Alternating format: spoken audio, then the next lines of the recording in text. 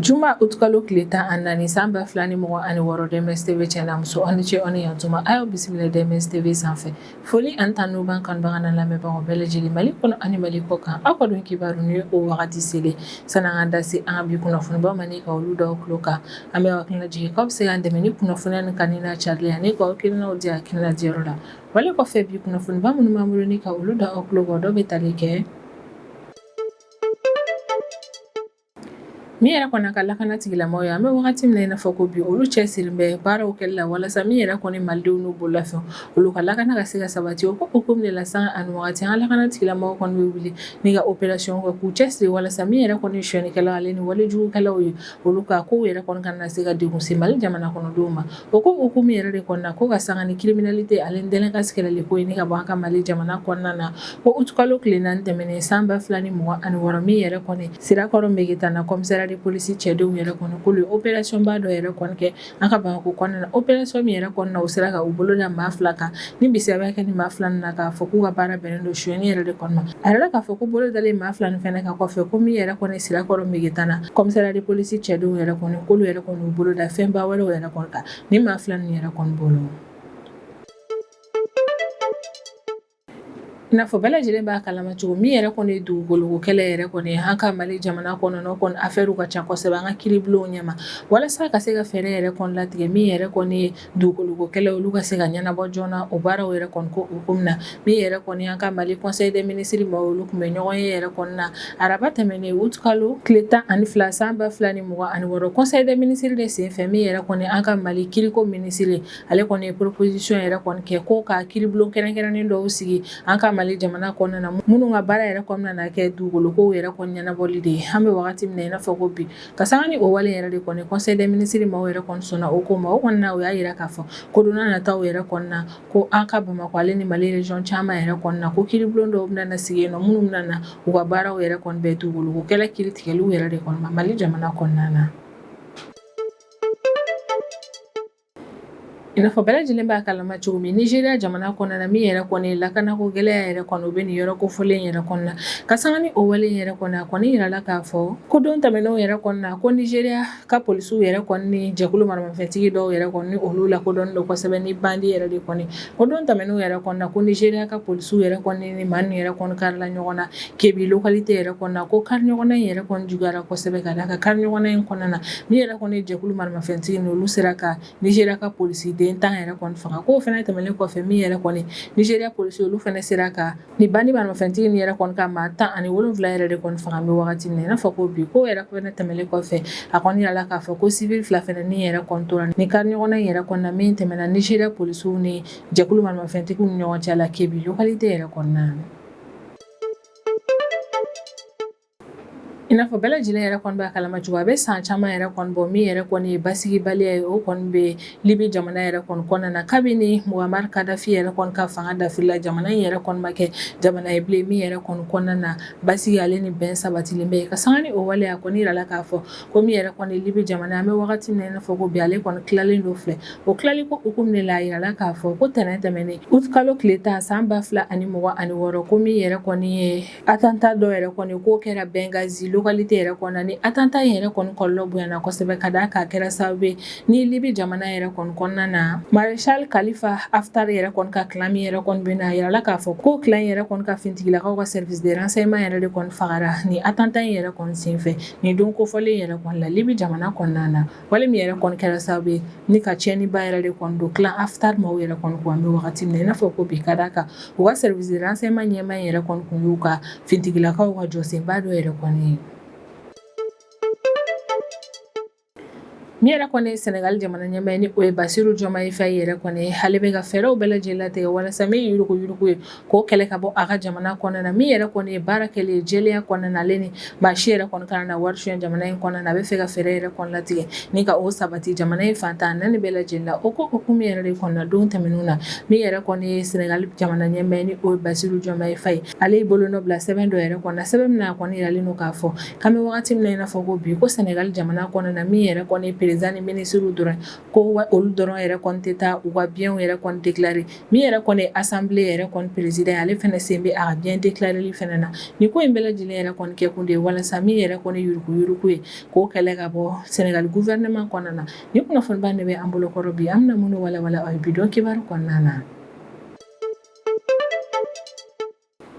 Min ka lakana tigilamɔgɔw yɛrɛ kɔnɔ olu b'u seko n'u damayira kɛ malidenw n'u b'o lafɛ u ka lakana sabatili ko la o ko hukumu de la sanga ani wagati maa min yɛrɛ kɔni bɛ wuli ni ka opération kɛ walasa min yɛrɛ kɔni ye suyɛnikɛlaw ale ni walejugukɛlaw ye ka o maa nin yɛrɛ kɔni bali u ka walejuguw kɛli la an ka Mali jamana kɔnɔna na o ko hukumu yɛrɛ de kɔnɔ na a yirala k'a fɔ ko kalo tile 4 tɛmɛnen san 2026 ko min yɛrɛ kɔni Sirakɔrɔ Megitana commissariat de police cɛdenw yɛrɛ kɔni k'olu ye opération ba dɔ yɛrɛ kɔni kɛ an ka Bamako kɔnɔna na opération min yɛrɛ kɔni kɛra ne ka ɲɛsin maa fila yɛrɛ de kɔnɔ ni bisɛbɛ kɛ olu la k'a fɔ k'u kɔni ye suyɛni yɛrɛ de kɔni kɛ an ka jamana kɔnɔna na. Sirakɔrɔ Megitana commissariat de police maaw yɛrɛ kɔni ni o ɲɛmɔgɔya yɛrɛ kɔni bɛ yen commissaire principal Sori I Tunkara yɛrɛ de kɔni bolo a yirala k'a fɔ ko nin don kofɔlen yɛrɛ kɔni ale n'a ka cɛdenw yɛrɛ kɔni ma girin dɔrɔn ne ka taa ni opération yɛrɛ kɔni kɛ ko ɲani u ka opération yɛrɛ kɔni kɛ o y'a sɔrɔ kalo tile 2 tɛmɛnen san 2026 a yirala k'a fɔ ko zone dɔw yɛrɛ kɔni donna dɔw yɛrɛ kɔni ka du kɔnɔna na Banakɔrɔni quartier yɛrɛ kɔnɔna na ko wa ni zone minnu yɛrɛ kɔni donna nin du kofɔlen in kɔnɔna na k'u ye suyɛni baaraw yɛrɛ de kɔni kɛ o yɔrɔ in na ko ni suyɛni yɛrɛ kɔni kelen ni quartier kofɔlen kɔnɔna na min yɛrɛ kɔni Sirakɔrɔ Megitana commissariat de police cɛdenw olu sɔrɔla k'u ka sɛgɛsɛgɛli baaraw daminɛ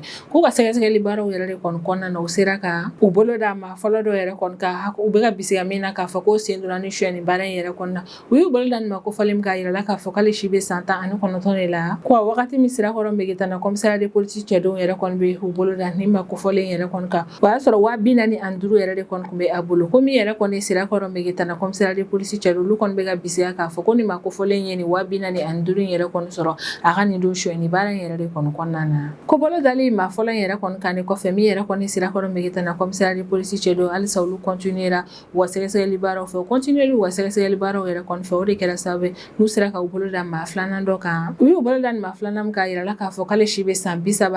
yɛrɛ de kɔnɔna na wa min yɛrɛ kɔni Sirakɔrɔ Megitana commissariat de police cɛdenw y'a yira k'a fɔ k'u bɛ nin maa kofɔlen dɔn kosɛbɛ ka d'a kan san 2024 wagati a nɔ minɛna suyɛni ko baara dɔ fɛnɛ na tuguni an ka Bamako kɔnɔna na ko Sirakɔrɔ Megitana commissariat de police cɛdenw kelen ni k'u bolo da nin ma kofɔlen yɛrɛ kɔni kan u kɔni bɛ ka bisiya k'a fɔ ko ale yɛrɛ de kɔni ye réseau in yɛrɛ kɔni ɲɛmaa ye ko wa ale ka minɛli yɛrɛ kɔni kɛra Ɲamana quartier yɛrɛ de kɔni kɔnɔna na bolo dalen maa filanan yɛrɛ kɔni kan min yɛrɛ kɔni Sirakɔrɔ Megitana commissariat de police cɛdenw yɛrɛ kɔni olu kɔni ye ɲininkaliw yɛrɛ kɔni tɛ bɔ a la ka ɲininkaliw kɔnɔna na a ye yɔrɔ dɔ yɛrɛ kɔni fɔ ko min yɛrɛ kɔni commissariat de police cɛdenw k'u ka taa o yɔrɔ in yɛrɛ kɔni woloma o yɛrɛ de kɔni senfɛ min yɛrɛ kɔni commissariat de police cɛdenw olu wulila ni ka taga chantier dɔ yɛrɛ kɔnɔna Sirakɔrɔ Megitana quartier yɛrɛ kɔni kɔnɔna na walasa ka se ka taa wolomali kɛ yen nɔ u talen o wolomali kɛ nin yɔrɔ kofɔlen yɛrɛ kɔnɔna o yɛrɛ de kɔni senfɛ u y'u bolo da fɛnba dɔw kan u y'u bolo da fɛn minnu kan o de marifa 1 munition 7 BC 1 marteau 1 ani minɛn caman ni minnu yɛrɛ kɔni bɛ utiliser ka suyɛni baaraw yɛrɛ kɔni kɛ ni u ye a kɔni yirala k'a fɔ ko min yɛrɛ kɔni Sirakɔrɔ Megitana commissariat de police cɛdenw ye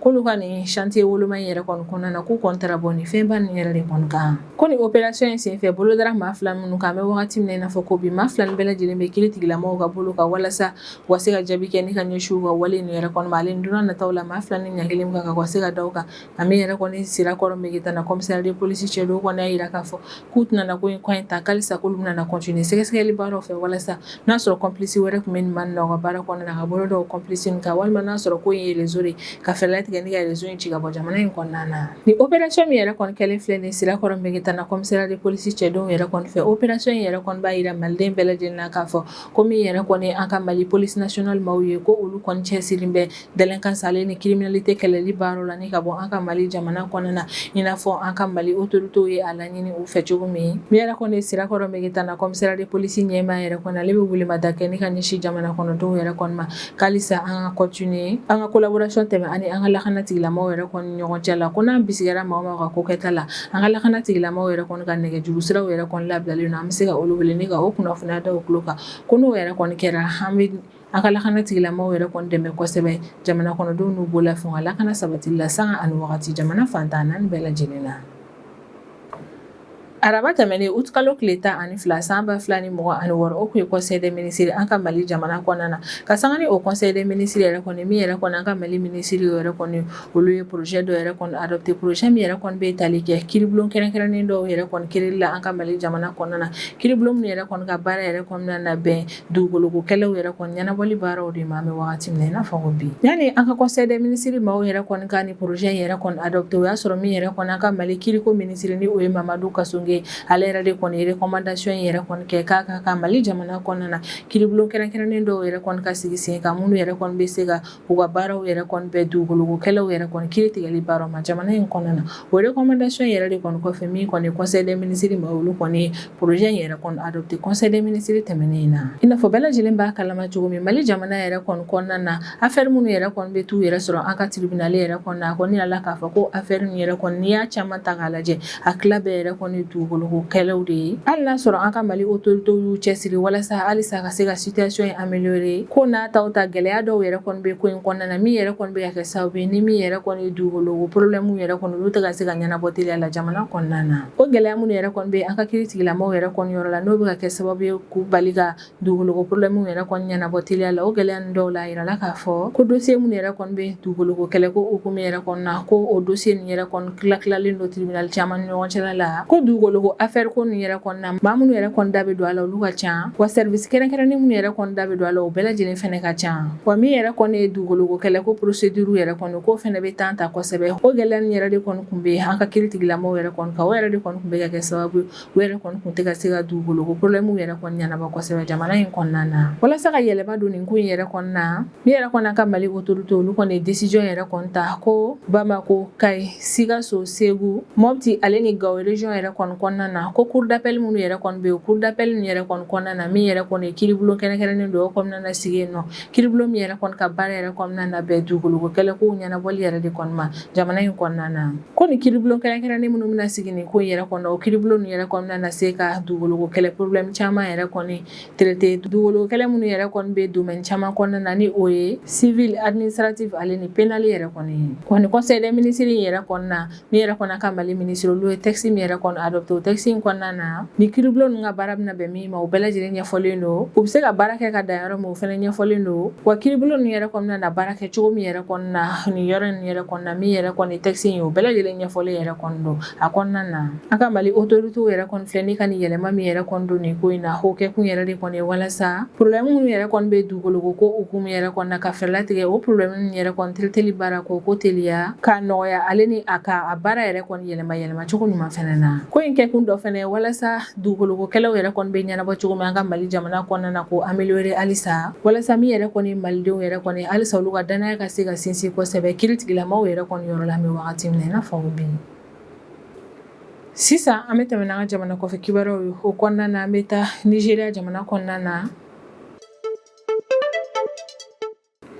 i n'a fɔ bɛɛ lajɛlen b'a kalama cogo min yɛrɛ kɔni lakanabaliya o kɔni bɛ Nigéria jamana kɔnɔna na banbaci wale maaw b'u ka walijuw kɛ ni jamana in kɔnɔna na min fɛnɛ ye jɛkulu maramafɛntigiw ye ni olu bɛ wele kosɛbɛ ko bandi olu yɛrɛ kɔni fɛnɛ bɛ to k'u ka walijuw kɛ jamana in kɔnɔna na o ko hukumu de la a kɔni yirala k'a fɔ ko don tɛmɛnenw yɛrɛ kɔnɔna na ko Kebbi État yɛrɛ kɔni kɔnɔna na ni yɛrɛ kofɔlen bɛ Nigéria Nord-Ouest yan fanfɛla yɛrɛ de kɔnɔna na ko wagati tɛmɛnenw yɛrɛ kɔnɔna kari ɲɔgɔnna jugumanba dɔ yɛrɛ kɔni tɛmɛna Nigéria polisiw ale ni jɛkulu maramafɛntigi dɔw yɛrɛ kɔni ɲɔgɔn cɛ la Kebbi État yɛrɛ kɔni kɔnɔna na min yɛrɛ kɔni Nigéria autorité ma olu kɔni y'a yira k'a fɔ communiqué yɛrɛ kɔni kɔnɔna na ko nin kari ɲɔgɔnna in yɛrɛ kɔni juguyara kosɛbɛ ka d'a kan bilan girinma yɛrɛ kɔni bɔra a la ko kari ɲɔgɔnna in yɛrɛ kɔni kɔnɔna na ko Nigéria ka polisi 10 yɛrɛ kɔni fagara civil 2 fɛnɛ fagara ko nka min yɛrɛ kɔni Nigéria ka polisi olu sera ka maa minnu yɛrɛ kɔni faga ni jɛkulu maramafɛntigi ninnu ka kɛlɛkɛcɛw la ko dɔgɔyalenba yɛrɛ kɔni maa 17 de an bɛ wagati min na i n'a fɔ ko bi ko fɛnɛ tɛmɛlen kɔfɛ min yɛrɛ kɔni ye Nigéria yɛrɛ kɔni ka polisi 2 yɛrɛ kɔni olu fɛnɛ joginna k'o dabɔ nin kari ɲɔgɔnna in na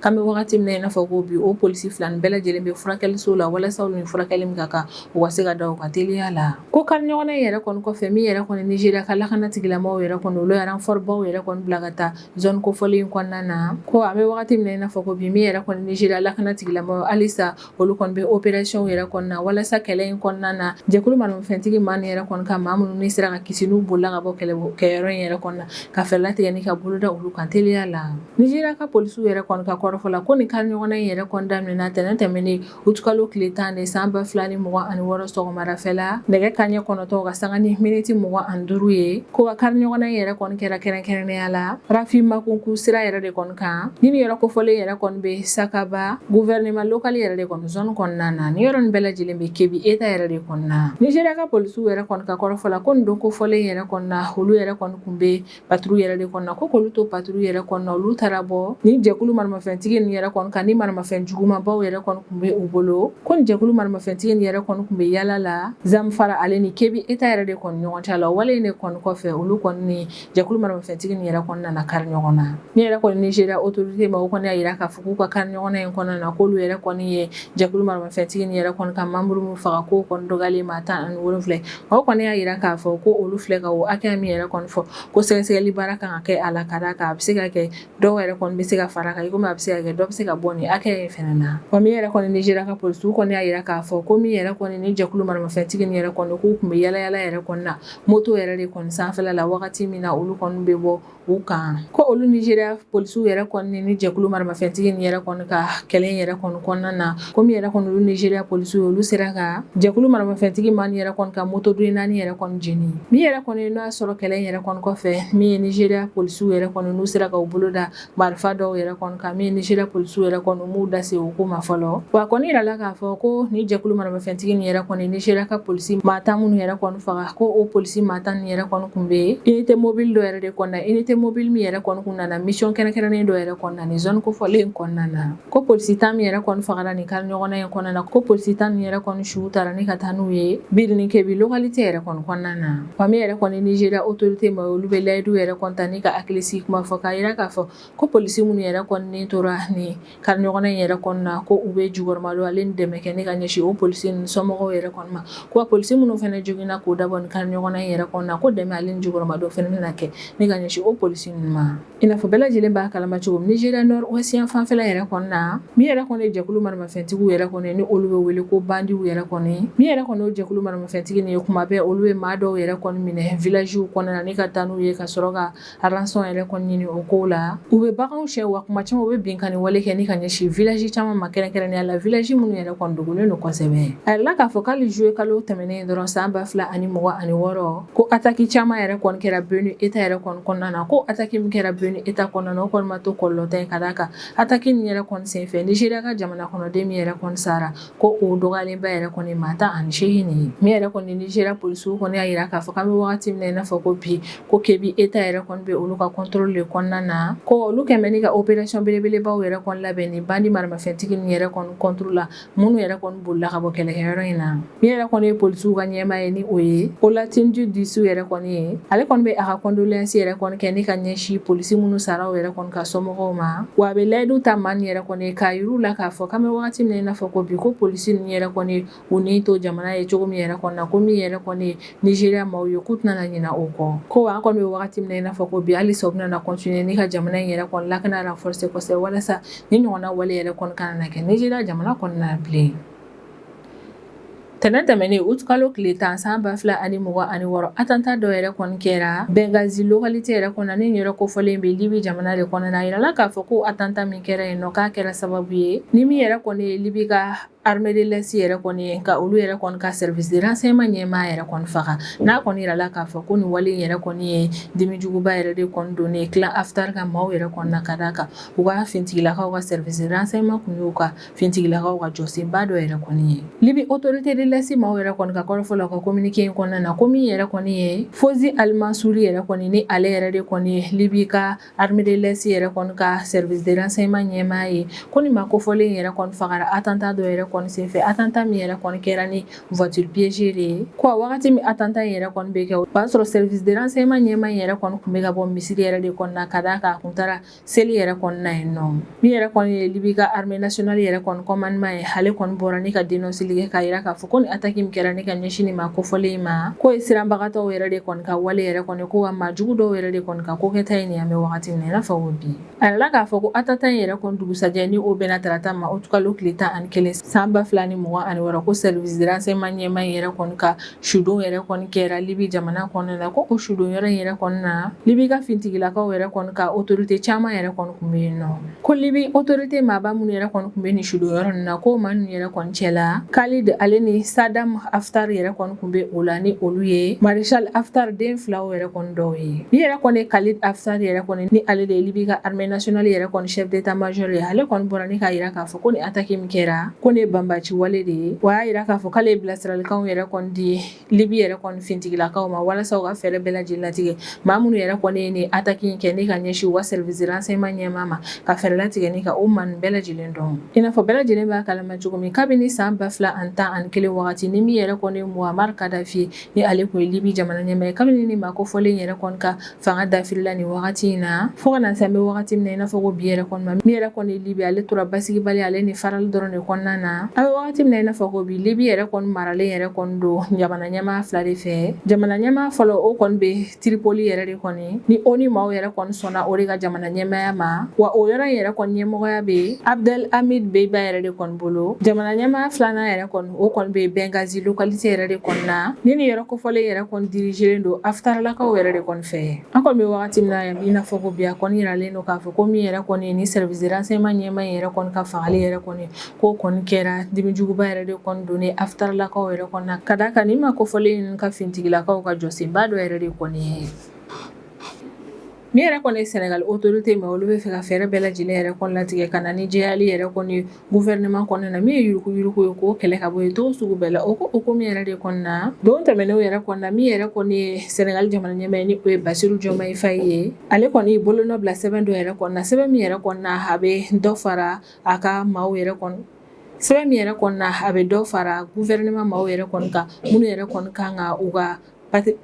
minnu yɛrɛ kɔni kan ka u ka biɲɛw yɛrɛ kɔni déclarer k'u to gouvernement baara yɛrɛ kɔni kɔnɔna na Sénégal ka sariya sunba yɛrɛ kɔni kɔnɔna na min ye Sénégal autorité mais olu ye décision ta ni ka na ni yɛlɛma dɔɔni ye o article 37nan yɛrɛ kɔnɔna ni o article 37nan yɛrɛ kɔni bɛ kuma bien déclarer ko yɛrɛ de kɔni ka Sénégal jamana kɔnɔna na min yɛrɛ kɔni ye Sénégal kiriko ministre ale de ye ni proposition in kɛ proposition in yɛrɛ kɔni kɔnɔna na min yɛrɛ kɔni ye Sénégal kiriko ministre ni o ye Moussa Sarr yɛrɛ kɔni ale bɛ proposition yɛrɛ kɔni kɛ ko min yɛrɛ kɔni ye bien déclarer ko ye ko ka cari ka taa se n'a ye fo premier ministre ale ni assemblée nationale président yɛrɛ kɔni ma texte yɛrɛ kɔni kɔnɔna na a yiralen don k'a fɔ ko min yɛrɛ kɔni ye jamana président yɛrɛ kɔni ye ko ni ale yɛrɛ kɔni kɛra jamana ɲɛmaa ye ni a ye a ka serment yɛrɛ kɔni ta kalo 3 minnu bɛ da u kan ko kalo 3 in kɔnɔna na min yɛrɛ kɔni ye jamana président ye a kan ka fɛɛrɛ latigɛ ni ka taa a ka biɲɛw yɛrɛ kɔni déclarer ko ni président yɛrɛ kɔni tilala ka président jɔyɔrɔ yɛrɛ kɔni na n'a bɔra président jɔyɔrɔ la jamana yɛrɛ kɔni kɔnɔna na kalo 3 minnu bɛ da o fɛnɛ yɛrɛ kɔni kan o kalo 3 kɔnɔna na a kan ka taa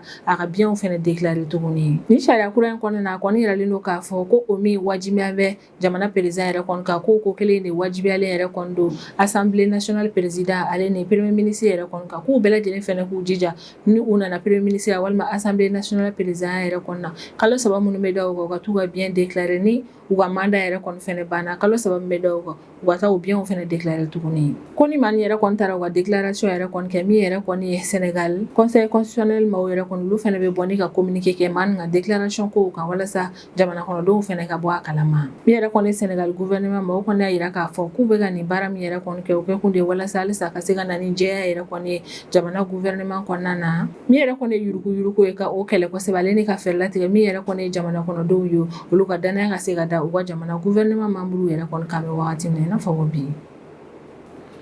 ne bɛ dan sigi an ka bidon kibaru la an b'an kanubaga n'a lamɛnbagaw bɛɛ lajɛlen fo Mali kɔnɔ ani Mali kɔ kan an bɛ hakilina jigin k'aw bɛ se k'an dɛmɛ ni kunnafoniya ni kan lajarilen ani ka hakilinaw di hakilina diyɔrɔ la wala kɔfɛ an b'a fɔ ɲɛna ko aw k'an bɛn a ɲɔgɔnna wɛrɛ ma